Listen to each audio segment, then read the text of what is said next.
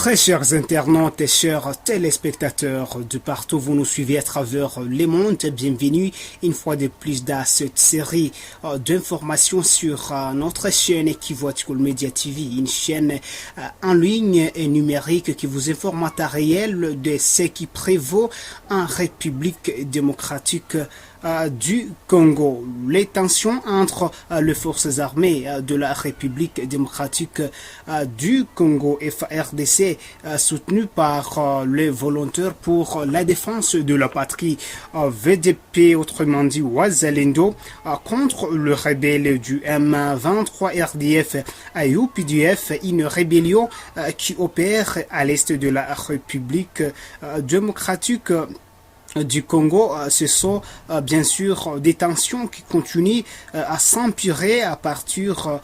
des actes terroristes manifestés cette semaine contre les populations de la cité de Bweremana. Une cité se trouva dans les groupements Mufunichanga en territoire de Masisi de la province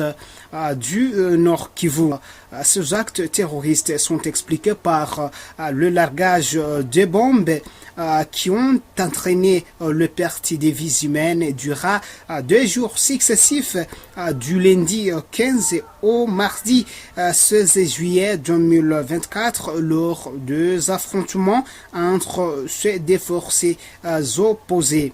Très chers internautes et téléspectateurs qui nous suivez à travers plusieurs régions du monde, tenez que ces attaques qui ont été faites par le terroriste du M23 contre les forces armées congolaises sous violation toujours de la trêve humanitaire, une trêve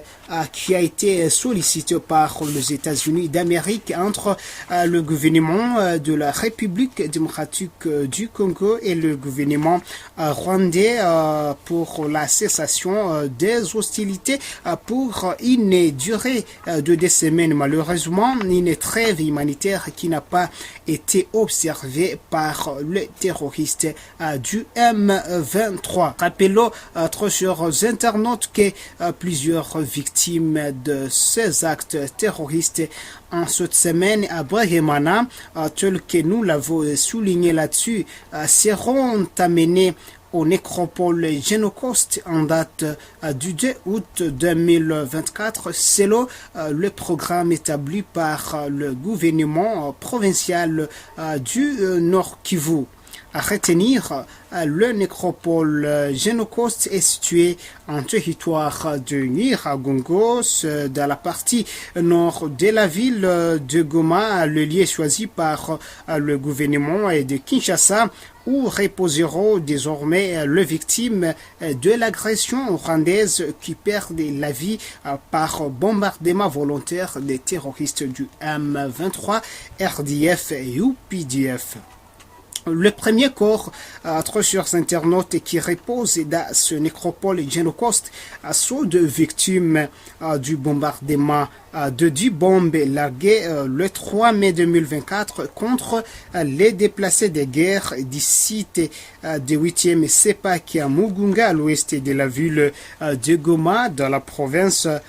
du Nord Kivu. Vous qui nous suivez à travers le monde, retenez franchement, très chers internautes, que ce massacre de déplacés de guerre avait été orchestré par les terroristes du M23, RDF et UPDF depuis les axes du territoire de Masisi autour de la cité de Saké, toujours sous frustration après avoir raté leurs objectifs contre les forces armées de la République démocratique du Congo. Et du coup, 35 personnes avaient perdu la vie, ce qui avait constitué une émesse noire dans l'histoire de la République démocratique du Congo en date du 15 mai 2024, la date à laquelle ces âmes avaient été amenées au nécropole Génocoste. Très chers internautes et téléspectateurs qui nous suivez à travers plusieurs régions du monde, nous vous prions de vous abonner nombreux et après avoir activé cette cloche de notification en noir en dessous de cette image, laissez votre like et commentaire, mais aussi votre abonnement nous permet d'améliorer nos conditions de travail. Merci, à la prochaine.